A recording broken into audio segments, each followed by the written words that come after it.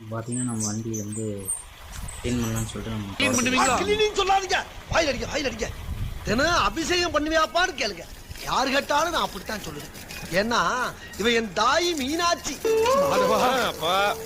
பெரிய ப்ராப்ளம் வந்து நீண்டு வந்துருக்குங்க. அதனால் வந்து ஃபுல்லாலாம் அடிக்காமல் சும்மா கீழே மட்டும் கரெக்டாக இன்ஜின் மேலெலாம் வாட்டர் வாஷ் பண்ணுறேன். சைடு மட்டும் சும்மா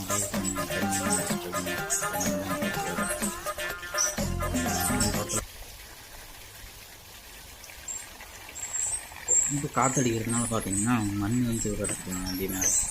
அதனால் வந்து அடிக்கடி வந்து பிடிச்சி தான் மோஸ்ட்லி நான் எப்பயுமே சரி ஒரு டைம் வந்து வாட்டர் வாஷ் பண்ணலாம்னு சொல்லிட்டு அப்படியே கழுவிட்டு இருக்கேங்க, க்ளீன் பண்ணிட்டுருக்கேன்.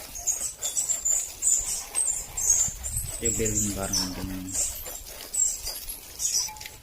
வெளியில் போயிட்டு நம்ம வாட்டர் வாஷ் விட்டாங்கன்னா வந்து அவங்க எப்படி பண்ணுவாங்கன்னு நமக்கு ஆல்ரெடி தெரியும். அதனால தான் சொல்லிட்டு நானே இப்போ பண்ண ஆரம்பிச்சேங்க.